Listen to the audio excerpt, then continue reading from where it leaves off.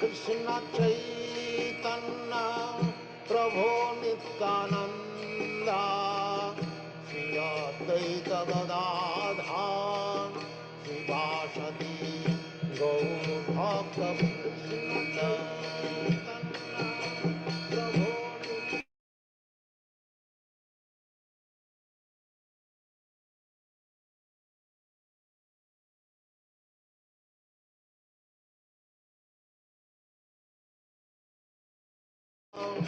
Srivasati Gaur Bhakta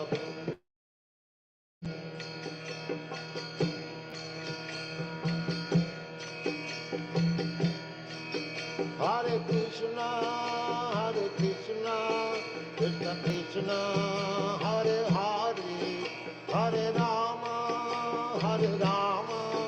Rama Rama, Hare Hare, Hare Krishna,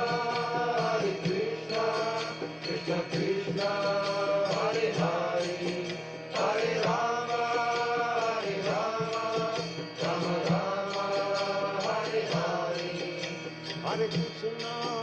Hare Krishna, Krishna Krishna, Hare Hare, Hare Rama, Rama Rama, Hare Hare. Hare Krishna, Krishna Krishna, Hare Hare, Hare Rama, Rama Rama, Hare Hare. Hare Krishna, Krishna Krishna, Hare Hare, Hare Rama, Rama Rama, Hare Hare. Hare Krishna, Krishna Krishna, Hare Hare, Hare Rama, Rama Rama, Hare Hare. Hare Krishna, Krishna Krishna, Hare Hare, Hare Rama.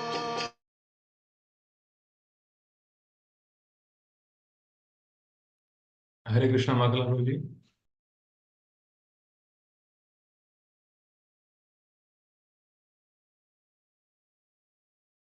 Hare Krishna, Prabhu. Hare Krishna is under pranam. So, welcome all to today's Nityam Bhagavatam session. And today we are fortunate enough to have His Grace Makhanlal Prabhu on who is going to discuss on this auspicious occasion of the Ayodhya temple, the Prana Pratishtha of Lord Sri Ram. So we will be hearing from Canto 9, Chapter 10, Text 50. Hare Krishna, Prabhuji, over to you. Do you want me to share the screen, Prabhuji? You can let me know. Yeah, but you will be displaying this chapter, Canto 10. I can display, Prabhuji. Canto 9 and chapter 10. I'll share this. Yes, Prabhuji, I'll share the screen. Thank you.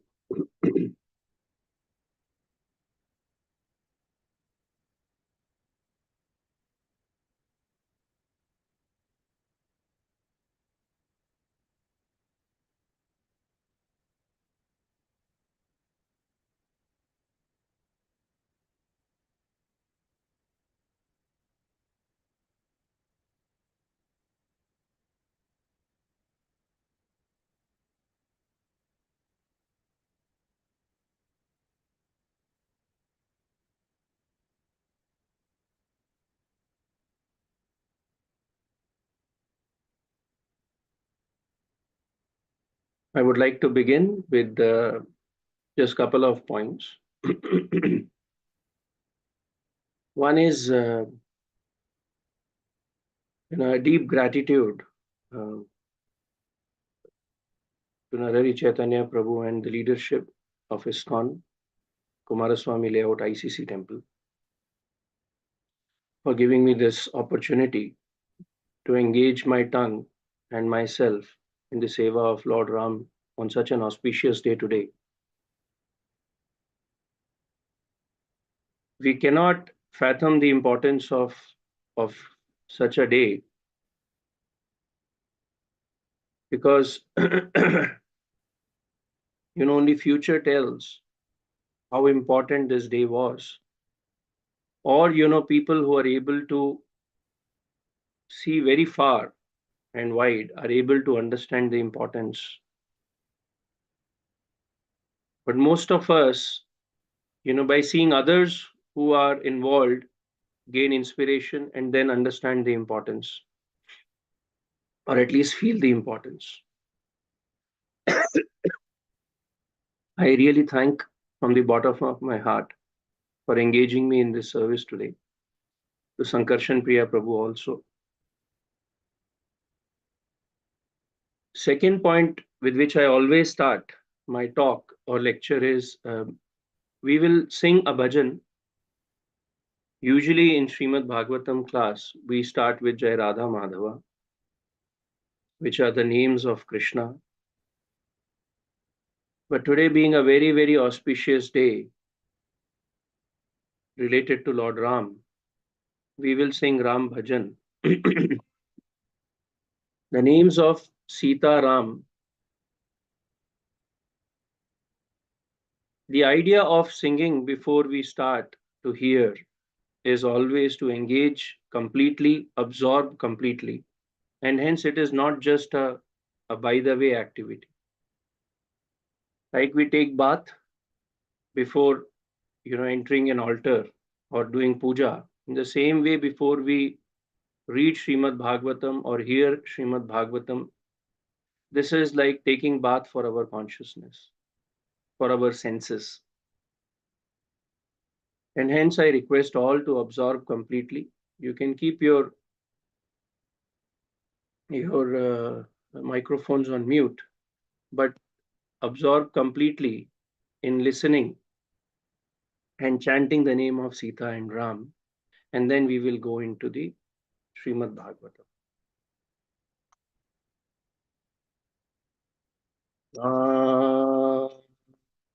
Sita Ram, Sita Ram, Jai Jai Ram, Ram, Sita Ram, Sita Ram, Jai Jai Ram. Ram, Sita Ram, Sita Ram, Jai Jai Ram. Ram, Sita Ram, Sita Ram, Jai Jai Ram. Ram, Sita Ram, Sita Ram, Jai Jai Ram. Sita Ram, Sita Ram, Jai Jai Ram. Ram, Sita Ram, Sita Ram, Jai Jai Ram. Ram, Sita Ram, Sita Ram, Jai Jai Ram. Ram, Sita Ram, Sita Ram, Jai Jai Ram. Ram, Sita Ram, Sita Ram, Jai Jai Ram. Ram, Sita Ram, Sita Ram, Jai Jai Ram. Ram, Sita Ram, Sita Ram, Jai Jai Ram. Ram, Sita Ram, Sita Ram, Jai Jai Ram. Ram, Sita Ram, Sita Ram, Jai Jai Ram. Ram, Sita Ram, Sita Ram, Jai Jai Ram. Ram Sita Ram. Sita Ram. Jai Jai Ram. Ram Sita Ram. Sita Ram. Jai Jai Ram. Sita Ram. Sita Ram. Jai Ram. Ram. Sita Ram. Sita Ram. Ram Sita Ram. Ram Jai Jai Ram. Ram Sita Ram. Ram Jai Jai Ram. Ram Sita Ram. Sita Ram. Ram Sita Ram. Sita Ram. Jai Jai Ram. Ram Sita Ram. Ram Jai Jai Ram. Ram Sita Ram. Sita Ram Jai Jai Ram. Sita Ram. Sita Ram Jai Jai Ram. Sita Ram. Sita Ram Jai Jai Ram. Sita Ram. Sita Ram Jai Jai Ram. Ram Sita Ram. Sita Ram Jai Jai Ram. Ram Sita Ram. Sita Ram Jai Jai Ram. Ram Sita Ram. Sita Ram Jai Jai Ram. Ram Sita Ram. Sita Ram Jai Ram.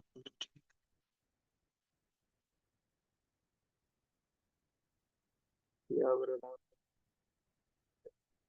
The Prabhupada ki jai.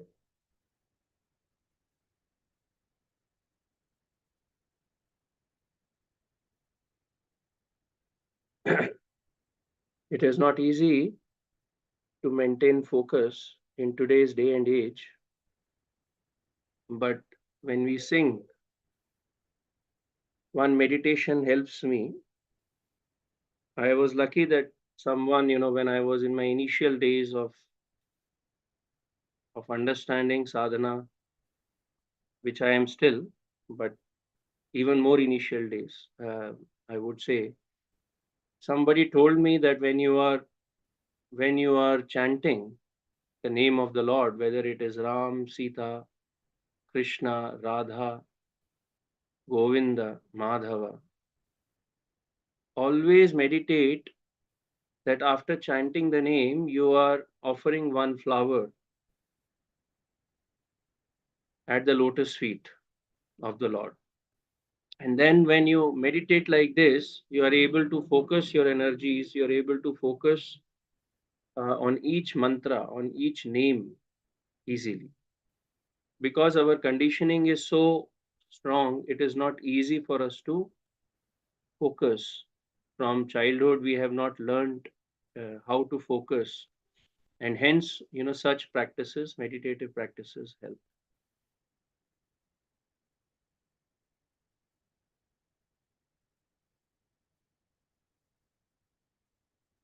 Om Namo Bhagavate Vasudevaya. Om Namo Bhagavate Vasudevaya. Om Namo Bhagavate Vasudevaya.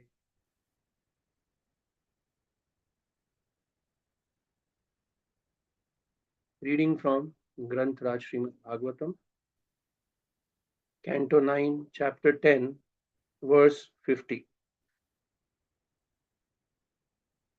अग्रहेदासनं भ्रात्रा प्रणिपत्य प्रसादितः प्रजा स्वधर्मनिरता वर्णाश्रम गुणान्वितः जुगोपपितृवद् रामो मैनिरे पितरं च तम्. I repeat. अग्रहेदासनं भ्रात्रा प्रणिपत्य प्रसादितः प्रजा स्वधर्मनिरता वर्णाश्रम गुणान्वितः जुगोपपितृवद् रामो मैनिरे पितरं च तम्. अग्रहेदासनं भ्रात्रा प्रणिपत्य प्रसादितः प्रजा स्वधर्मनिरता वर्णाश्रम गुणान्वितः जुगोपपितृवद् रामो मैनिरे पितरं च तम्.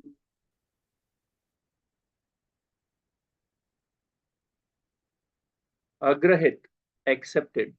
Asanam, the throne of the state. Bhratra, by his brother Bharata. Pranipatya, after fully surrendering unto him. Prasaditaha, having been pleased. Prajaha, and the citizens. Swadharma nirataha, fully engaged in their respective occupational duties. Varna ashrama, according to the system of Varna and Ashrama. Gunanvitaha, all of them being qualified in the process. Jugopa, the Lord protected them. Pitravat, exactly like a father.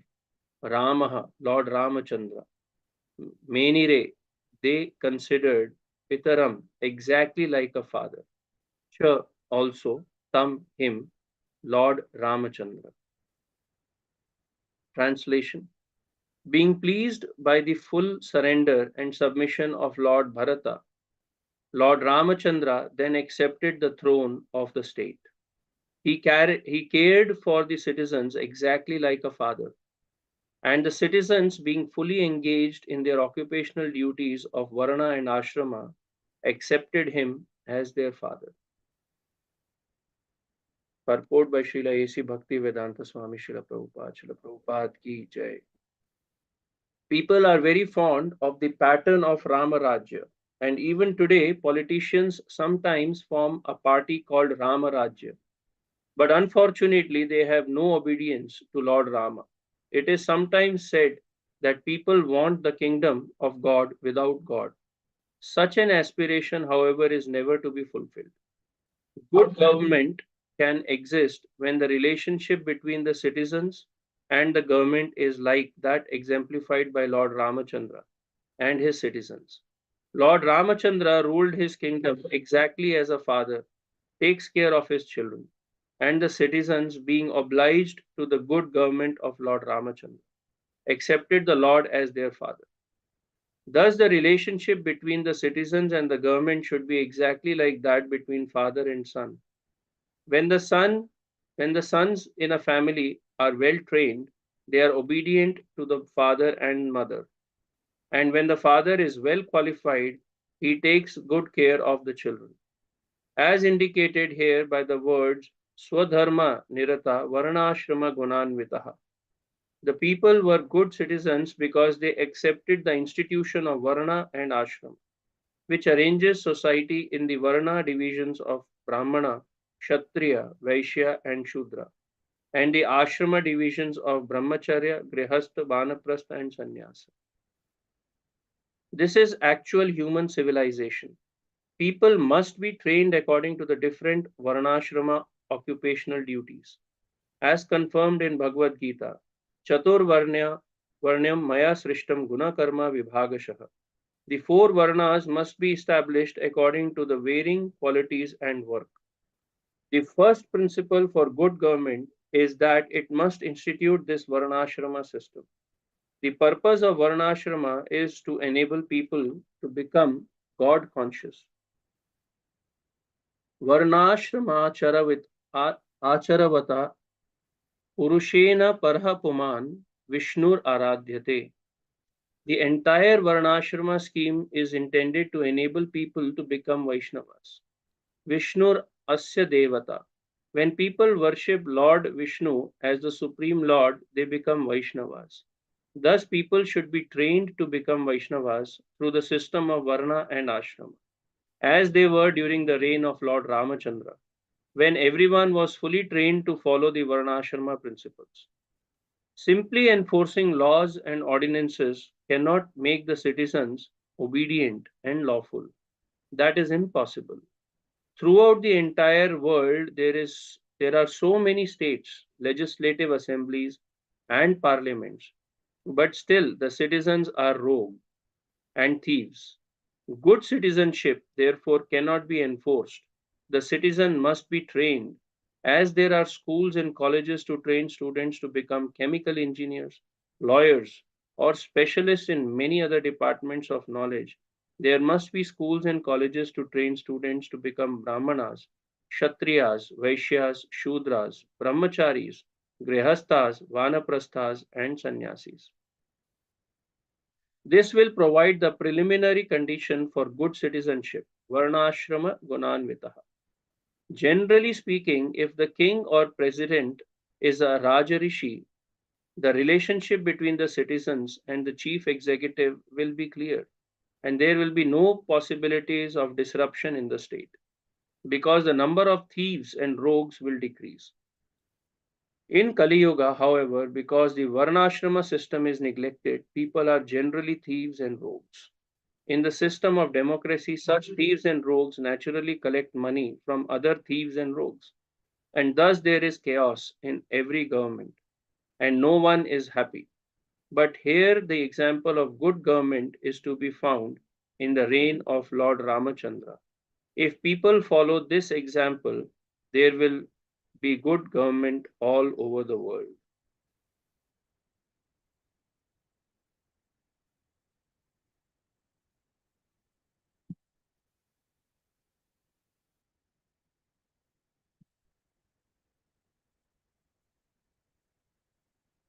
ॐ अज्ञानतिमिरान्धस्य ज्ञानाञ्जनाशलाकया चक्षुरुन्मिलितं येन तस्मै श्रीगुरवे नमः।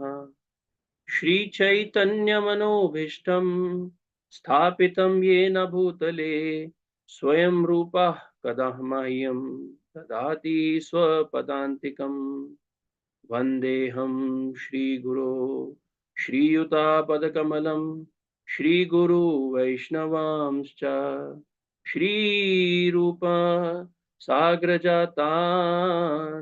सहगना रघुनाथान्वितान् तं सजीवं साद्वैतं सावधूतं परिजनासहितं श्रीकृष्णचैतन्यदेवं श्रीराधा कृष्णपदान् सहगना ललिता श्रीविशाखान्वितांश्च। हे कृष्ण करुणा सिन्धु दीनबन्धु जगत्पते गोपेश गोपिका कान्ता राधा कान्ता नमोऽस्तुते। तप्त काञ्चना गौरांगी राधे वृन्दावनेश्वरी वृषभानुसुते देवी प्रणमामि हरिप्रिये। वंशकल्पतरुभ्यश्च कृपा सिन्धुभ्य एव च पतितानां पावनेभ्यो वैष्णवेभ्यो नमो नमः। जय श्री कृष्ण चैतन्य प्रभु नित्यानंदा श्री अद्वैत गदाधार शिवासदि गौर भक्त वृंदा। हरे कृष्ण कृष्ण कृष्ण हरे हरे, हरे राम राम राम हरे हरे। हरे कृष्ण कृष्ण कृष्ण हरे हरे, हरे राम राम राम हरे हरे। हरे कृष्ण कृष्ण कृष्ण हरे हरे, हरे Ram Ram Ram Hare Hare.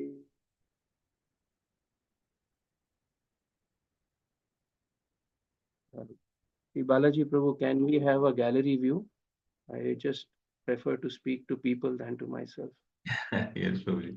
Yeah, thank you, Prabhu. They can actually individually set it on their screens also, or you can also change the view, Prabhuji. Okay, I can. Yes, Prabhuji. Go to the view and you can change it. Thank you. My request to all the devotees who have connected today on such an auspicious day, if you can switch on your videos, it will be more interactive and nice. I can speak to all of you. I understand there might be various limitations otherwise. Uh, we cannot understand or fathom the luck of all of us, the good luck, the kripa shakti of Lord, because only if we have done many pious activities, not just pious activities, but devotional service or some sort of seva uh, to a devotee, that we get such sort of kripa shakti. Maybe we would have uttered like Ajamila the name Narayana sometime, or Ram, or Sita, that this kripa shakti has fallen on us, where we are able to participate in our lifetime on such a beautiful day when in Ayodhya, Sri Ramji's deities are being installed today and the temple is being inaugurated. As I began in the before I started my bhajan, that in our limited conception, we can't even understand the importance of such a day to its fullest extent, to its fullest extent. And the only thing we can do is like take the water from river Ganga and offer it back to river Ganga. The same way we can just thank Lord Ram that he has engaged us in this beautiful opportunity and seva, because everything belongs to him.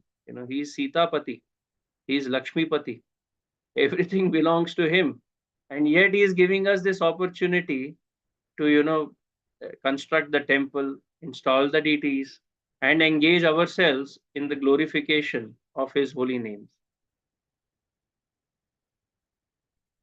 This verse from Srimad Bhagavatam, very appropriately chosen by Sankarshan Priya Prabhu, gives an amazing description of coronation of Lord Ram and what it means to have Ram Rajya.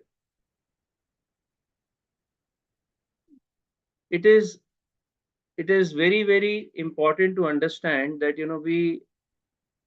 we hear it very often that हम लोग भगवान को मानते हैं, भगवान की नहीं मानते हैं. So many times we hear, and Prabhupada also is saying that we want God's kingdom without God, because Ram without Sita, very few people want, because everybody wants Lakshmi, everybody wants prosperity, everybody wants opulence, and that is Sita. But we have to understand that that is what Ravana did. He didn't wanted dharma, he didn't wanted maryada, he didn't wanted tapasya, he didn't want tapasya, he wanted only Sita. And that is indulgence. Sita without Ram is Maya Sita. Sita without Ram is um, uh, it binds us and takes us to the final consequence what Ravana faced. And hence it is very important to understand that we have to hold the feet of Ram, because where Ram is, Sita automatically is there. And when Ram is there and Sita is there, is where Ramarajya is there. Now we might ask some questions which we will take later, that definitely Sita was not there all throughout with Ram. In fact, that's the biggest question today. Many people who are left liberals have, that oh, Ram banished Sita. We will discuss about it later, maybe if somebody has a question on that. But it's important to understand what it means to have a Ram Rajya. Now, Bharata in Ramayana waited for 14 years for Ram to come back. And coincidentally, the name is same. The spellings are same of Bharata also. And Bharata has been waiting for more than 500 years now for the Ram temple to be made in Ayodhya and Ram to return to Ayodhya. Ram never left Ayodhya because he was in the heart of people of Ayodhya. He was in the heart of devotees. And that is very, very important. While we are not in Ayodhya, if we just close our eyes for a moment, we can actually feel we are in Ayodhya because the holy name of Lord, the Dham of Lord, Srimad Bhagavatam, Prasada, all these are non-different from Lord Himself. So the moment you say Ram, the moment you say Sita, the moment you say Ayodhya with your eyes closed, you feel you have been transported. You are in that Dham. This is the bhava that is very, very important in a devotee.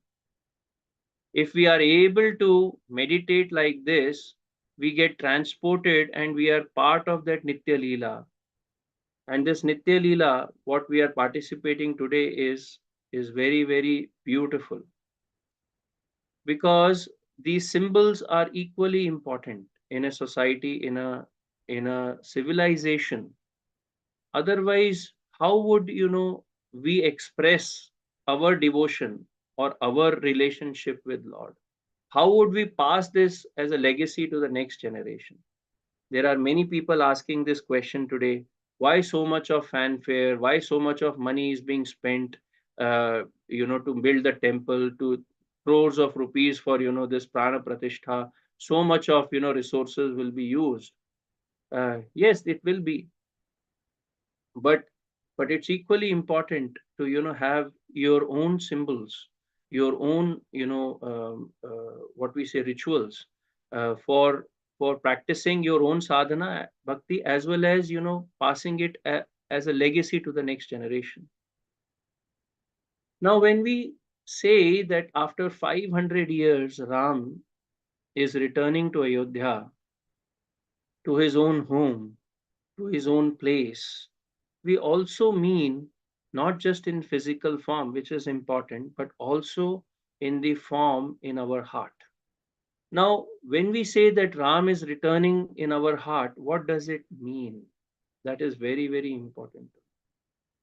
Uh, the role of Itihasa, the role of Ramayana in our culture, the role of Ramayana in our overall civilization, because it has been the strongest pillar standing from thousands and thousands and thousands of years. It has it has trained our children, it has trained our people, it has trained our society, it has trained our kings and rulers to be like Rama. And suddenly, when we tell people today that you should read Ramayana, you should read Itihasa, people say 2 points, oh, I don't have time. My life is so busy. When do I have time to read Ramayana? And that too, 24,000 shlokas. Arey Baba, it's a lot. And we have made our lives so busy that everything else takes priority over, reading Ramayana. The second reason people give generally is the relevance of Ramayana. अरे ये राम जी के काल का time की बात है, ये आजकल कहाँ कौन फॉलो करता है राम? सिर्फ सुनने में अच्छा लगता है, but actually it is no value in today's day and age. So let us just restrict Ram to the shelves where the Ramayana books are kept, or to the altar where we do puja. But all our 23 hours apart from that half an hour of puja is connected with something else totally different. So both these points are generally given by people that no, no, I don't want to absorb, I don't want to really welcome Ram in my heart. It's good for a moment, happy birthday, or like the Mother's Day or Father's Day, or the Children Day. Like that, we let us also have Ramayana Day. So maybe I'm sure next year onwards, 22nd January will be, given as a Ram Ayodhya Day or something, and then we will all celebrate on 22nd January every year. But that's not the mood that Rama is expecting from his devotees. The mood is of, Sita, of Bharata, that every moment, Bharata was absorbed. When he took the sandals of Rama on his head and walked back to Ayodhya, he kept that in the altar. And he didn't stay at the same level where Rama stayed, because he felt that Ram will be walking on floor. I should not sleep or walk at that. I should not stay in that level. So he dug a 2 feet deep pit and he used to sleep in that pit. He believed that Ram is going to eat the roots and the fruits in the forest. He's not going to eat, nice pakwan of, paneer or some pakoras or some bhajis and some, but he will be eating, the roots and the fruits in the forest. So what Bharata ate was, he took some, grains, and he dipped in gomutra every day in the night, and morning he used to, when they are soaked, he used to take them out, wash them with water, and he used to just consume that. So, and every moment for 14 years he was absorbed in chanting the name of Ram. That is the absorption that we need to have. Now you might ask, okay, then when will we work? It is not like that. There is a beautiful story of or an analogy that is given, like a woman in a village is carrying a water in a pot from a well.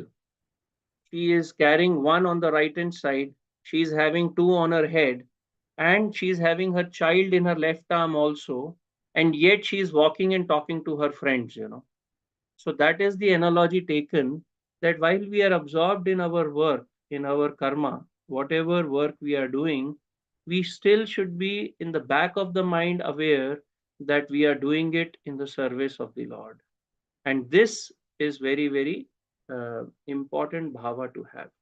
So once we have that bhava, once we have that orientation, once we are absorbed continuously in our sevas, with this thought that we are looking at the world through the frame of devotion, we are protected.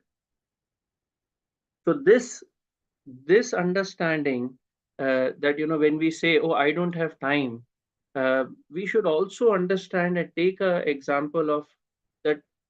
We are just, this is vasamsi jirnani yata vihaya. We are actually traveling in this body. We are not this body. If we understand this one point, if we are able to realize this one point, we understand that in the span of millions and millions and millions, actually millions have no relevance because it's infinite time.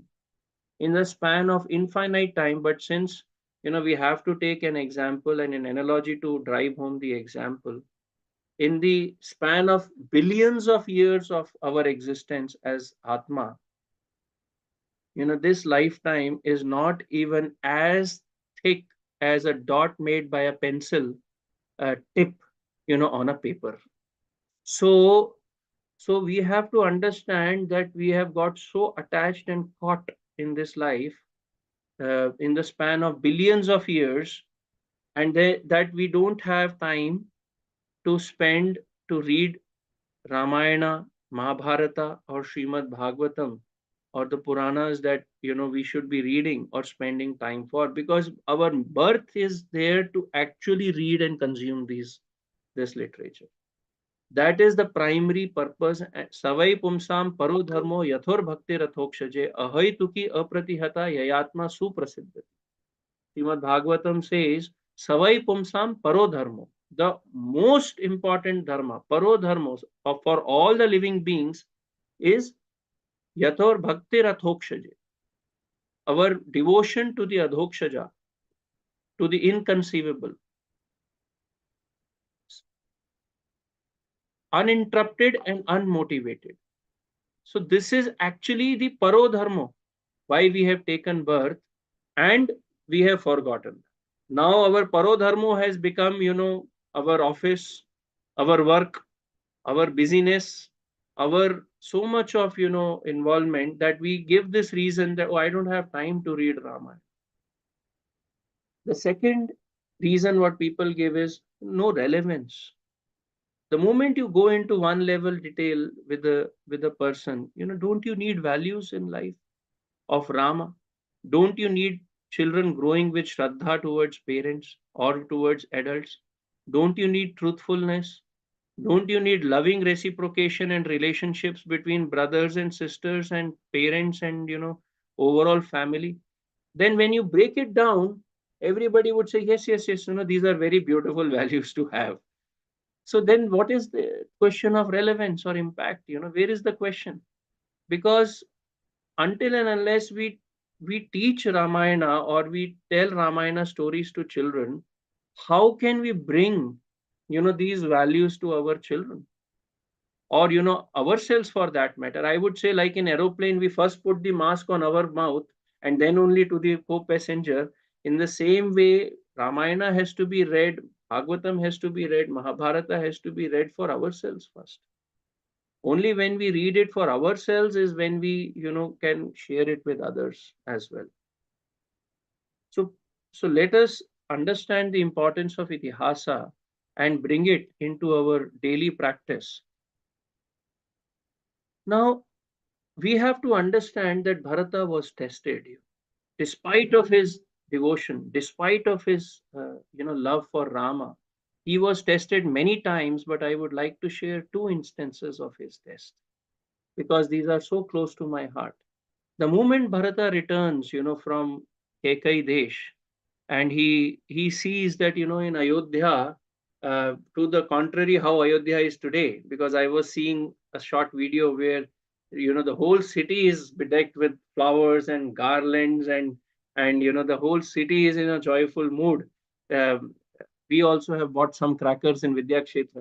We will also burst some crackers today. So I'm pretty sure they would have arranged for many crackers in Ayodhya Dham today. So the whole city is so beautifully bedecked, but absolute 180-degree different to that was in Ramayana when Bharata comes. He sees no Tulsi plant is alive, outside the house. He sees there is no Rangoli made outside the house, outside the Tulsi katte. He sees there is no Torna outside the house doors.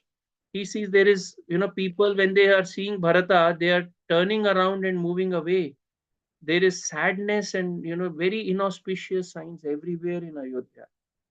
His heart starts beating like a it's whenever we are frightened, whenever we are anticipating something anishta, our heart starts beating in nervousness, correct? So likewise, Bharata starts feeling that something has seriously gone wrong. How can Ayodhya Dham be like this?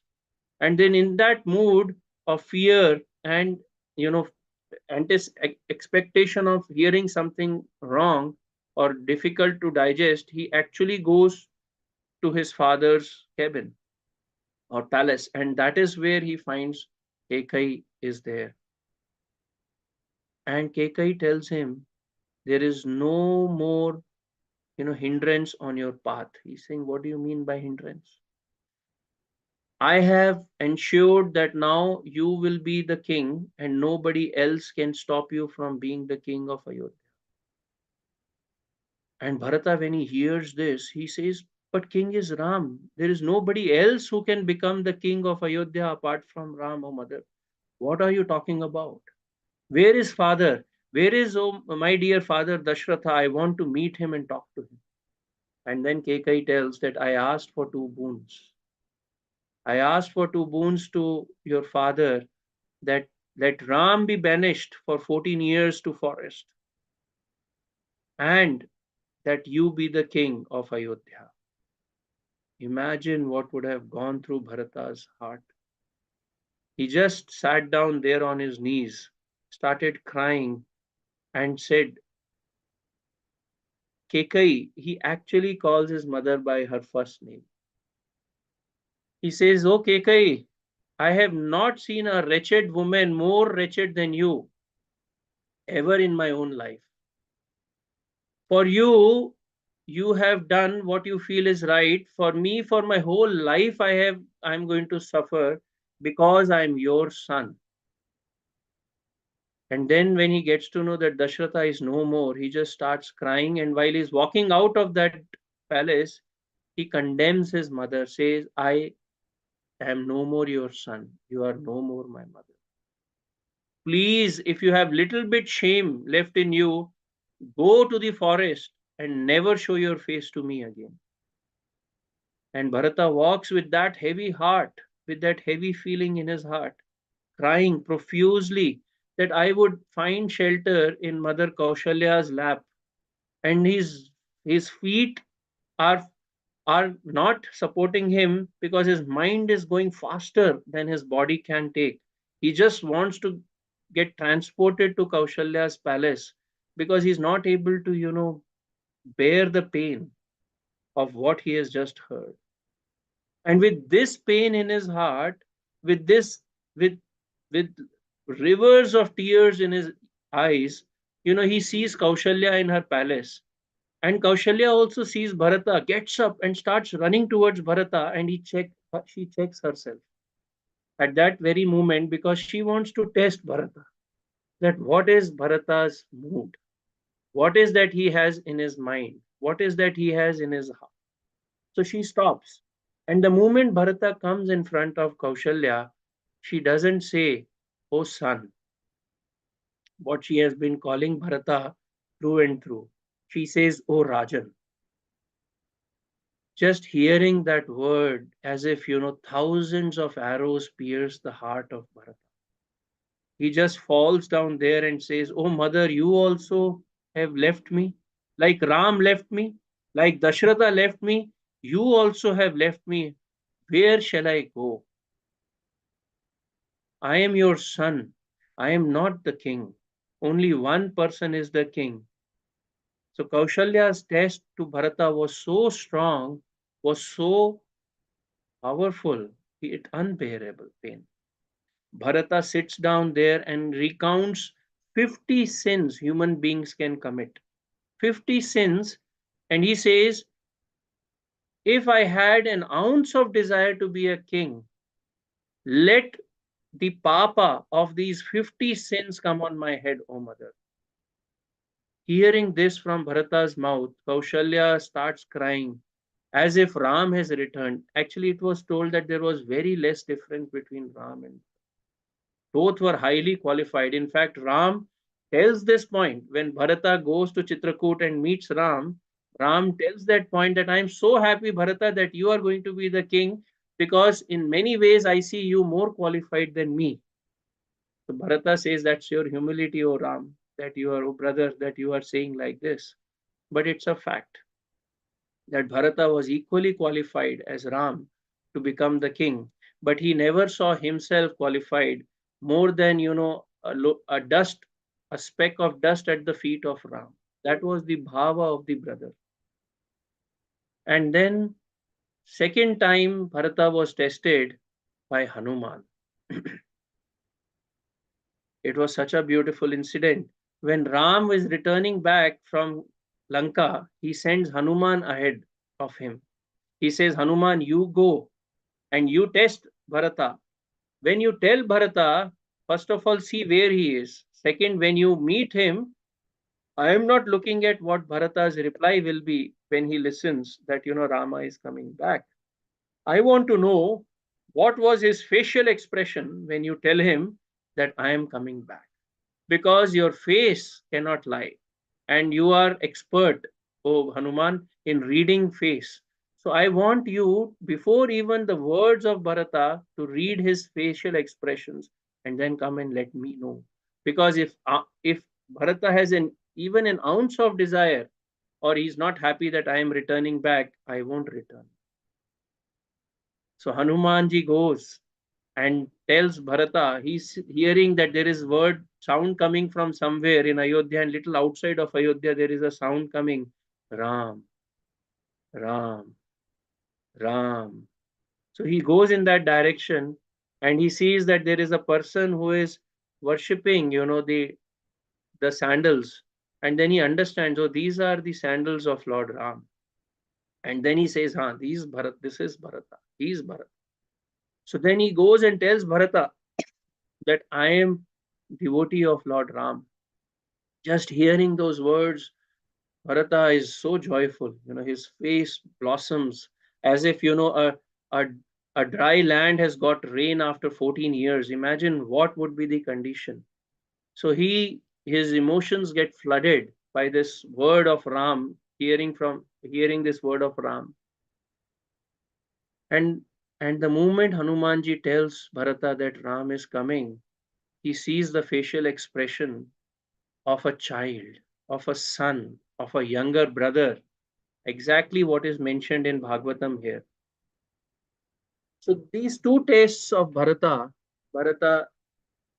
passes with 100%. We have to understand we are also being tested. This human birth is given to us actually to pass these tests.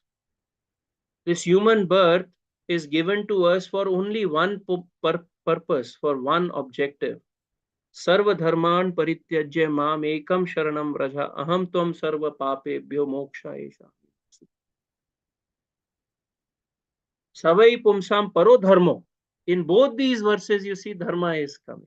The param dharma is, uninterrupted and unmotivated devotional service to the Lord. And then in Bhagavad Gita, Sarva dharman parityajya mam ekam sharanam. Just leave everything else. Mam ekam sharanam vraja. Surrender to me.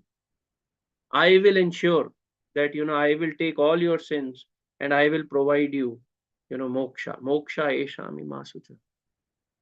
So this understanding is very, very important, that we are also Bharata. Like when Bhagavad Gita was being spoken to Arjuna, we are Arjunas. Same way in Ramayana, we are Bharatas. We are being tested in this human birth. Every moment, are we absorbed like Bharata was? Are we waiting for Ram in that desperation like Bharata was waiting?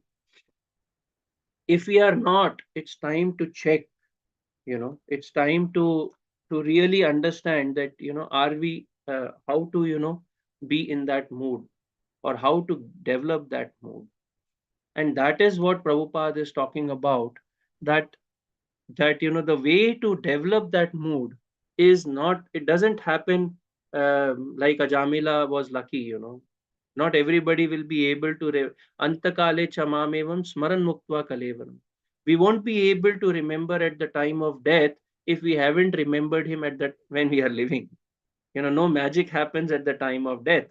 The experience of moksha happens when we are alive, when we are in our senses, when we are able to practice, when we are able to think every moment and absorb every moment of our life in that mood. That is moksha. So very, very important to know what is moksha then. Moksha means mukti also, correct? Mukti from what? I request your attention to this one very, very important point. And if you can take some notes, please do so. If you can, put it into practice, please do so. Uh, Mukti means mukti from something, isn't it? Mukti from attachments to matter, and attaching yourself to God, attaching yourself to Krishna, attaching yourself to Ram. So that is mukti. Now that is, there are many types of mukti. I am not going into details of that. So the moment we say we are, the purpose of life is, dharma, artha, kama, moksha. So the moment we are talking living as per dharma and going in the direction of moksha, it means mukti from something. It doesn't mean avoiding something. It means mukti. You get mukti only when you have transcended it. What do you mean transcending? Means you have conquered it. That means you have fought through it. It doesn't mean you have avoided it.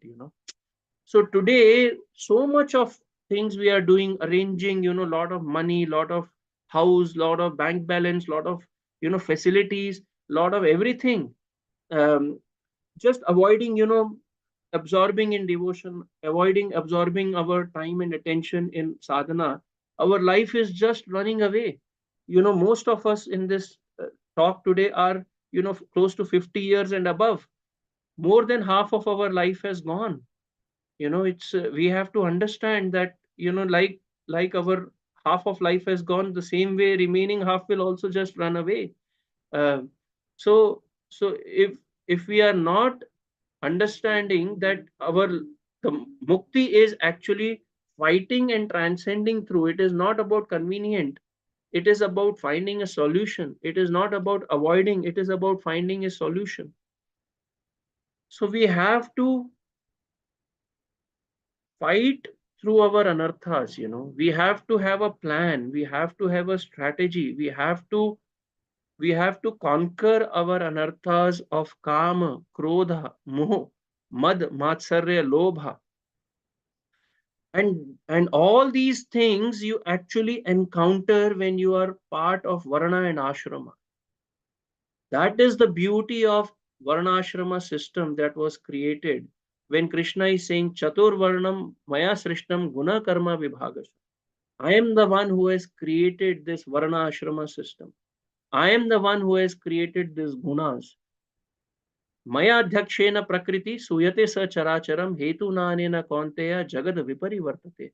It's under my instructions this whole prakriti, this whole jagat is working. So this understanding is very, very fundamental. This understanding is very, very important. That that life, the whole purpose of this human life is for every moment for us to fight through our consciousness. You know, Yomam pashyati sarvatra sarvatra samai pashyati tasyaham na pranashyami sachaname pranashyati. One who sees me in everything and everything in me is never lost to me, nor am I ever lost to him. If we understand these aspects, we will be, we are safe. We will progress.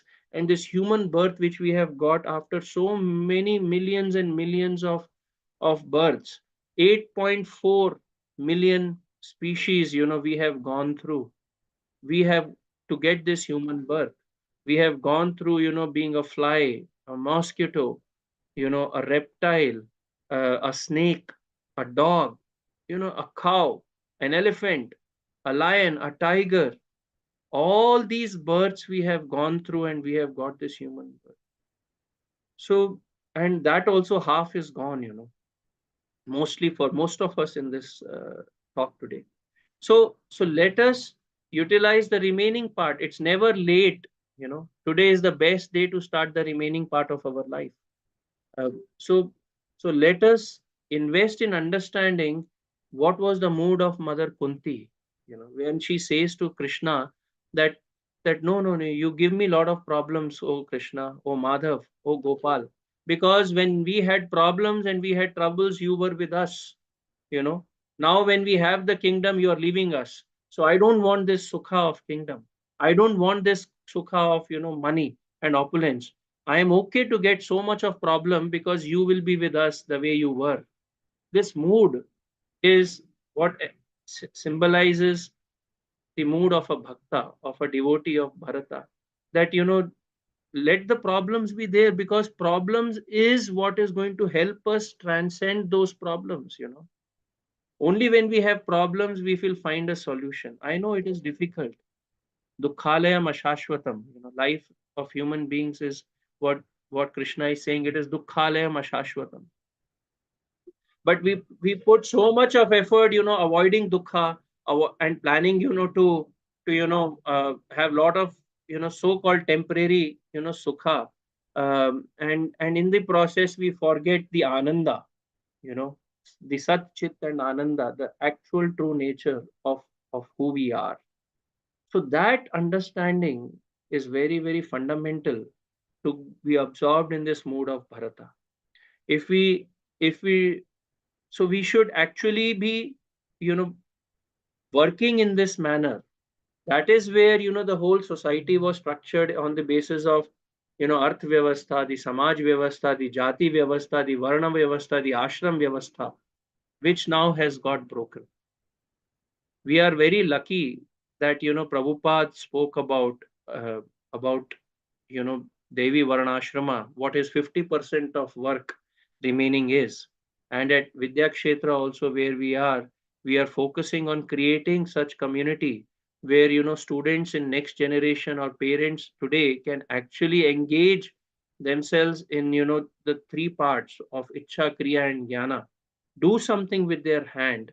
And because when we do, we are tested, our patience is tested. When you have to plant a seed in the land, and you have to water it every day, and then suddenly rain doesn't come, it dries off and it dies, or some animal comes and grazes and goes away, or somebody else just uproots it. We are tested, our patience is tested. When we are sitting for hours on a weaving handloom, our patience is tested, because we are so fast paced in our life today.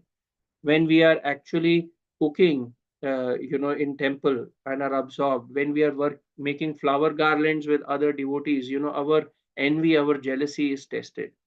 So when we actually do seva, when we are absorbed in some activity in that mood, is when our anarthas and our being is tested. And that is why the varna and ashrama system was created, which engaged all the gunas perfectly. And Ram Rajya was not just because of Ram, it was also because of the Praja. The Praja was following its rules, its principles, and Ram was following his dharma, and Praja was following their dharma, and that is how Ram Rajya happened. So if we are looking for that type of a peace in our house, if we are looking at that type of a peace in our society, if we are looking at that type of a environment in our whole country, Rashtra Bharata, then we have to not just look at 22nd January as the Ayodhya day, or Ram Prana Pratishtha day, but every moment, every breath of our life should be in that absorption of Sri Ram. So with this, I uh, conclude today that let us understand the importance of this day. Let us also understand the importance of reading daily Ramayana, Nitya Bhagavata Sevaya. And daily we should be absorbed in reading Ramayana. Please, in your daily routine, add at least half an hour to 1 hour of reading the scriptures. Um, Similarly, consciously practicing, not avoiding, not spending too much of effort in physical comforts. This is not where we are meant to be. We are meant to be in Ayodhya Dham. We are meant to be in Vaikuntha. We are meant to be in Dwarika. We are meant to be in Vrindavan. That is our place, that is our mood. Let us focus there our energies, rather than focusing our energies in this material world, which is nothing but actually a test going on. Like Bharata was being tested, we are being every moment assessed and tested by Lord Ram in this material world. The last but not the least is engaging our own swadharma, understanding what is that we have taken birth for, and then with that sadhana move forward. And this should be our last birth, not punarapi jananam, punarapi maranam. This should be our last birth, and we should finish our business and go back to Godhead. With that prayer, at the lotus feet of Sita, Ram, Lakshman, and Hanumanji, let us loudly chant Jai Shri Ram, Jai Shri Ram, Jai Shri Ram. Any questions anybody has? Thank you so much, Makhanlal Prabhuji. Thank you so much for the wonderful class on this in this very auspicious occasion, and reminding us that how we should be so grateful to this occasion, that by Lord's mercy only that has fallen upon us, and how we should take benefit out of it. You also mentioned about how the most important dharma is the service to the Lord. And that also comes from we have to revive our culture, which was already existing so many years back. And the most beautiful part was how Bharata was tested 2 times. That was a touching part, Prabhuji. where if we that topic itself is such a big topic. If we go through that, we can literally have tears in our eyes. Where Bharata's determination, his dedication to Lord Ram was not shallow. That is very clearly coming out from that particular 2 points that you mentioned, where he was tested by, by, when he returned to Ayodhya, Kaushalya also tested, and the last, Ram also asked Hanuman to go and test and see his facial expressions. Wonderful, wonderfully done, Prabhuji. And in the same way, as you said, we are also tested, and we have a better place in this human birth where we have the opportunity to go back at this lifetime itself. And how Srila Prabhupada gives a solution that how we have to develop the mood of Bharata, and not at the time of death, but we have to keep on practicing. How Prahlad Maharaj also said, and moksha, it's not about only mukti, but finding a solution, and not to avoid attaching to matter and rather attaching to Krishna, to the Lord. And finally, very nicely, you said how Varna and Ashrama helps cultivate this particular mood of Bharata, where Ram Raja is not only about Lord Ram, but also his Praja. Thank you so much, Prabhuji. I will unmute the lines to devotees, and also one other thing I just want to add is to develop this mood. We also have the temple also has the management also has given this facility of Nityam Bhagavata Sevaya, where we meet every day morning from 7:15 to 8:15, where we discuss Srimad Bhagavatam wonderfully. And as we heard today from Prabhuji, we have many speakers coming through, so all can take benefit of these sessions also. Let me unmute the lines so that devotees can go and ask their thoughts, comments, and questions answered. Please try to unmute your lines and you can ask questions. Yes, Prabhu, we are able to do. Hare Krishna, Prabhu, Dandot Pranam. Which Ramayana you recommend, Prabhu, to read? Prabhu, you are muted.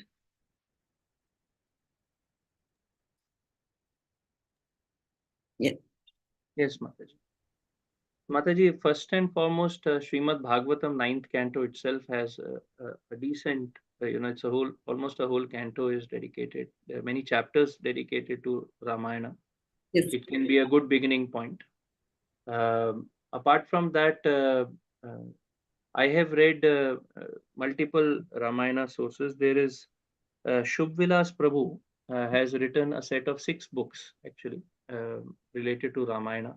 It is a good source of reading Ramayana.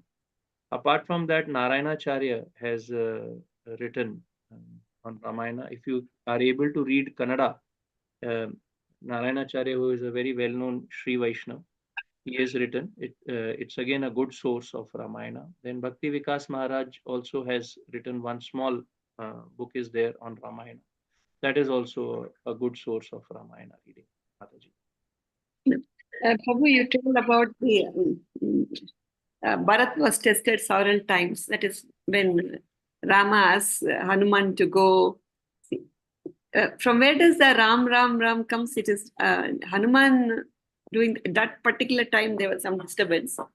No, basically he hears Bharata chanting the name of Ram. Like when he goes to Lanka also, he hears the Ram Nam and he traces that path. He actually lands up in the palace of Vibhishana, from where Ram Nam was coming. So Hanumanji had this power of, even a very, like elephants, if you see, they have a power of hearing sub-hertz frequencies also for a very big distance. So Hanumanji was able to, hear, even if it's a very far off, especially the name of Lord Ram.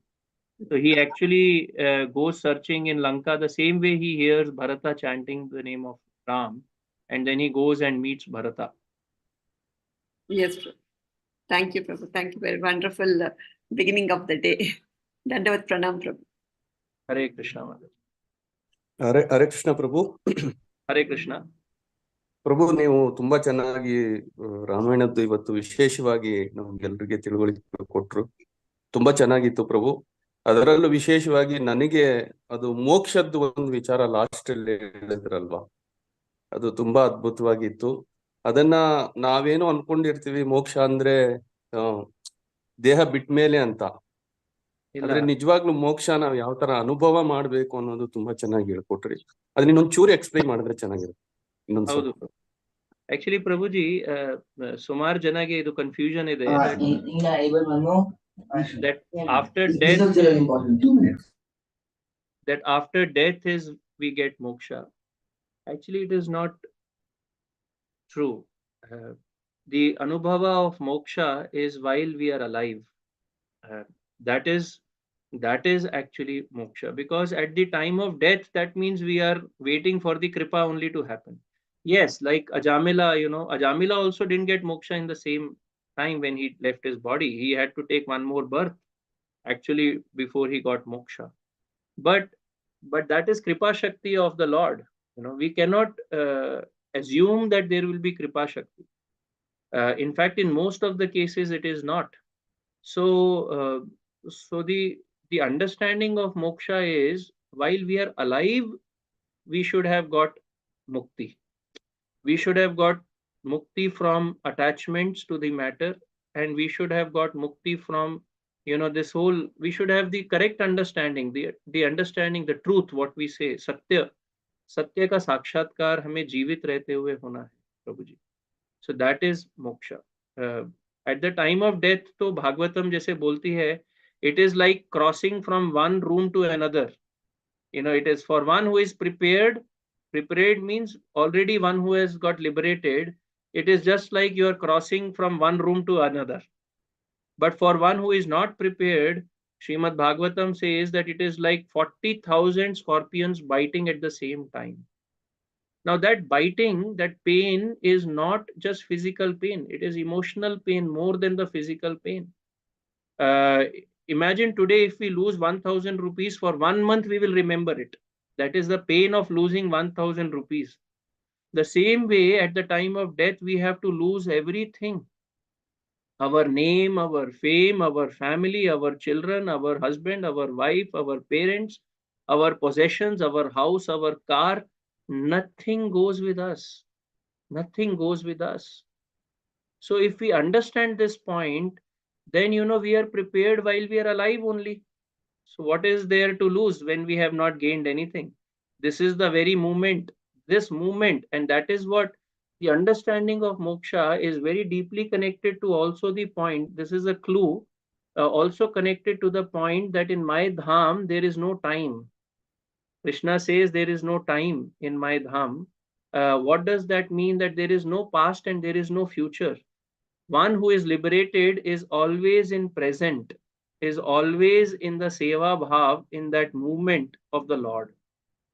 So that mood of seva, that realization has to come in, and that realization comes when we are alive and not at the time of death, because when we are serving is that when we will get this realization. When we are absorbed in that interaction with the Lord, or his devotees or his sansara, is when we will get that realization. At the time of death is just it is like crossing over from one room to another for one who is prepared. Thank you, Prabhu. Hare Krishna. Hare Krishna. Hare Krishna, Prabhuji, Prabhuji. Hare. Dandavat pranam. Dandavat pranam, Prabhuji. Thank you so much for narrating Ram Katha, Prabhu. It was, as usual, very, very nice when you do it. And I was talking to my family. Usually I've seen people are having some notion that Rama left Sita and he abandoned her, and entire Ramayana is full of turmoils and problems only.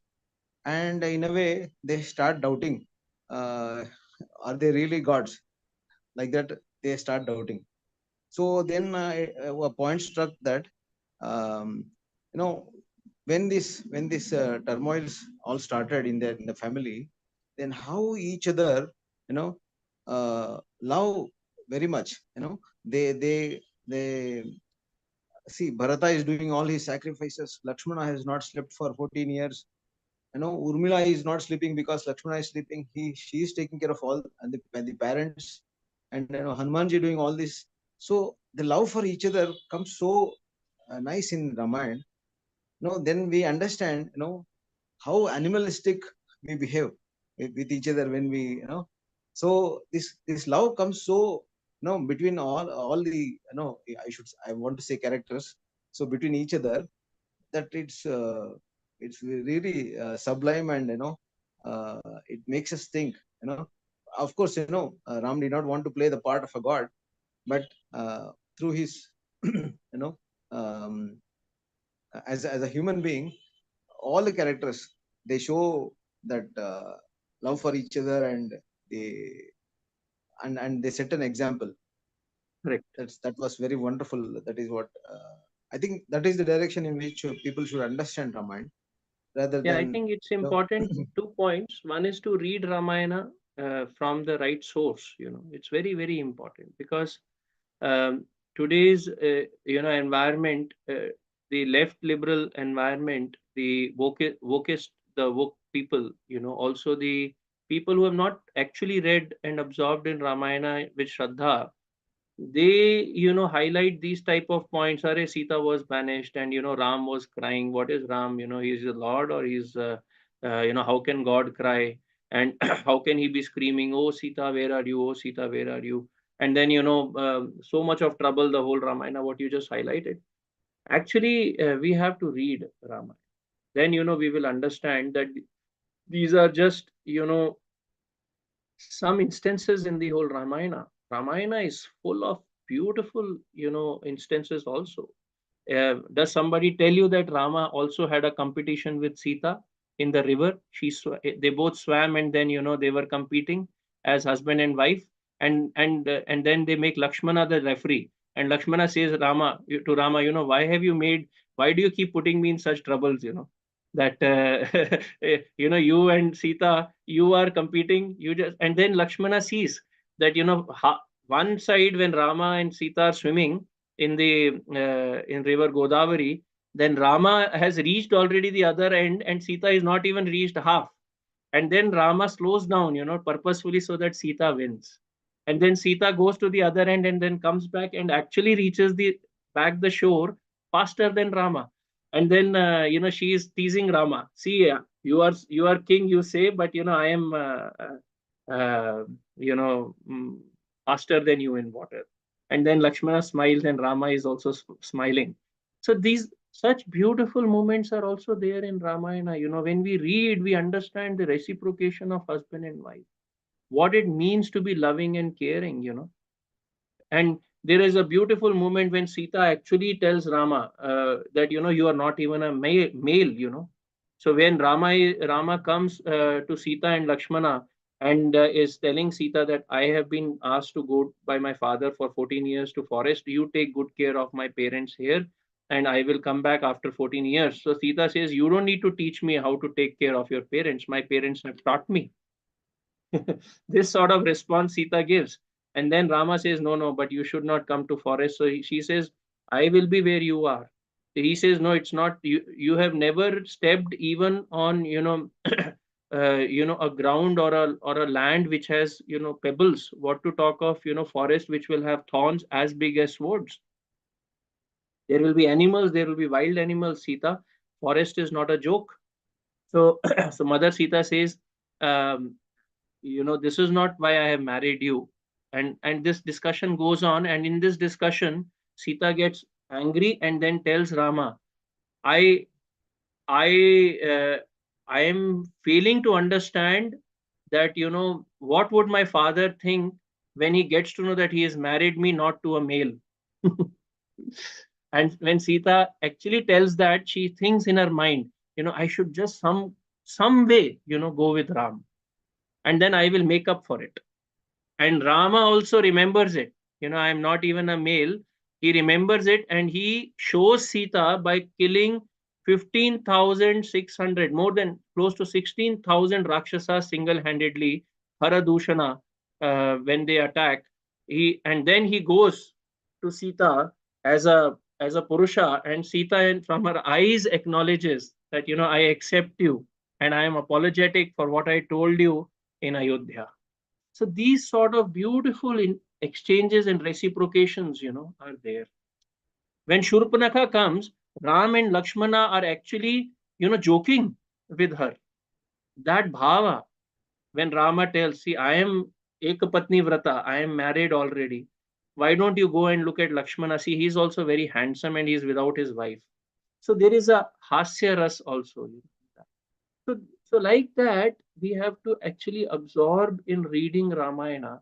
When we go into the depth and the breadth of this beautiful, itihasa, is when we understand, the power of how it transforms us and how it transforms our consciousness.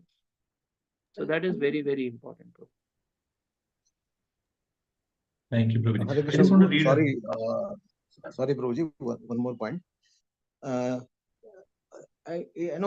just realized, in the first instant itself, the entire materialistic thought is smashed in Ramayana. When we hear, when Rama says, I have the entire Rajya, I can be with the rishis and in the entire, forest.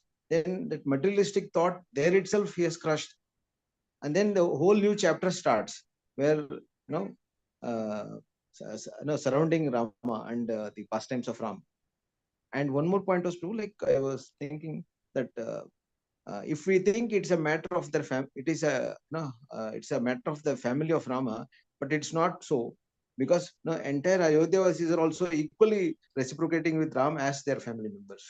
That's the words today. He was father to everybody actually, and everybody treated him like their father. So correct. Yes. Thank you so much, Prabhu. There is a very beautiful book written by Govind Prabhu. He has written on bashing the misconceptions of around Ramayana. I would encourage all to read that book, and that will give us a good idea. Also, when we read this Ramayana from Shubh-Vilas Prabhu, it also has many references to right sources and right aspects to understand these pastimes. Thank you, Prabhuji. I just want to read a quick comment. Sorry, I just finished this. Prema Priya Radhika Mataji has commented in the chat saying, Hare Krishna Prabhu Dandas Pranam. Thank you for your inspiring class. One takeaway for me in today's class is how doing our daily activities, we should be always absorbed in remembering the Lord. And Prabhuji, you gave a wonderful example of ladies in village carrying water pot and how they're able to balance the pot because of their absorption. And she says Jai Shri Ram. So thank you, Mataji, for the comment. Anjan Bach Prabhu, I think you had something. Hare Krishna Prabhuji, Dandas Pranam. Very nice class, Prabhuji. I joined a little late, but you were talking about various pastimes. You are talking about various pastimes, and so I was wondering if I have few of Shubh-Vilas Prabhu's books, but I was wondering. I'm sure you would have read Ramayana before you read Shubh-Vilas Prabhu's books. Can you share some of those books that apart from Shubh-Vilas Prabhu's books that we can read? I mean, you also mentioned Srimad Bhagavatam, yes, but is there something more comprehensive, big? You mentioned so many shlokas, so something that we can read apart from that. Yeah, I have read personally. I have read Gorakhpur Press Ramayana also. I have read. I've heard lectures of Narayanacharya because I cannot read Kannada, unfortunately. But I have heard lectures of Narayanacharya on Ramayana. Then Govind Prabhu's lectures are there on Ramayana. They are very good lectures to listen to on YouTube. You will get those lectures. Then His Holiness Radhanath Swami Maharaj has given a whole series of lectures on Ramayana, which are available on ISKCON Desire Tree. One can also listen to that whole series of Ramayana lectures. So these are various sources through which over years, I have read and understood Ramayana to some extent. Prabhuji, the book you mentioned, Govind Prabhu's, so what was that book name, Prabhu? The Real Side. The Real Side. Yeah. The Real? The Real Side. Side, the Real Side. Thank you. It's a small book. maybe this big, Yeah. 6 to 7 inches big, and like that. We Thank you, actually sir. we're using that as a reference for the high school students for Sunday school, because it really brings out all the conflicts that they face with their friends in explaining about Lord Ram. Yeah. Ramayana and Mahabharata, both these Both. itihasa, whatever the contradictory or conflicting views are there, has been addressed very beautifully in that. Thank you so much, Prabhu. Wonderful meditation on Lord Ram. Thank you very much. Thank you, Prabhu. Hare Krishna. Thank you so much. Any other inputs, thoughts, comments? Sankarshan Prabhu, you want to quickly add? Yeah, thank you, Prabhuji. Thank you for accepting this request and sharing the beautiful pastime of the Lord, and also reminding us what lessons we can take and how we can take inspiration from Bharata and the entire series of Ramayana as such. Thank you, Prabhuji. I have one question. I don't know if we have time or not. So, Prabhuji, you said today's event of Prana Pratishtha, we really do not know what will be the impact of this specific event in the upcoming generations and upcoming years. So can you talk about that for a couple of minutes, Prabhuji, possible? Yeah, actually, Prabhu, in our culture, there are many practices. If we see in Bharat Bhumi, where there is different types of yogas mentioned in Bhagavad Gita also. We call Jnana yoga is there, Dhyana yoga is there, Bhakti yoga is there, Karma, Nishkam Karma yoga is there. So all these practices, we hear many times, people telling that, oh, why, temples are needed, why deities are needed. And then there was somebody, Raja Ram Mohan Roy, who actually, banished, Murti Puja. Now, this is like, we should know that people like Raja Ram Mohan Roy were nothing but, they were sepoys of British, who were actually, and then we are taught in our history books all these nonsense. We have to understand that Bharat Bhumi is a place where we respected each other's practices, which were, as far as they were based on the principles of Sanatan Dharma. Uh, and Bhakti Marga is one of the most important marga over thousands of years, which is going on. And there are 4 paramparas in Vaishnavism who are practicing it, and the lineages from Krishna directly where we are talking about. So in these practices, whatever we are saying, where devotion is there, in fact Shankaracharya himself also made popular the Panchayat Puja, where he established the Murti Puja in so many places across the country. So like that, we have to understand that temples and deities are a very, very important source of connection with the Lord.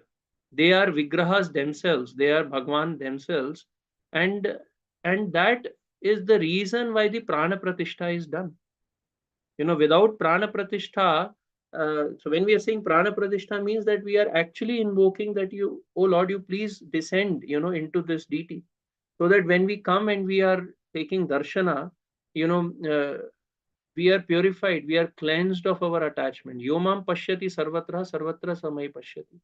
So we are actually seeing Lord Ram in that deity, what is going to be installed today in Ayodhya Dham.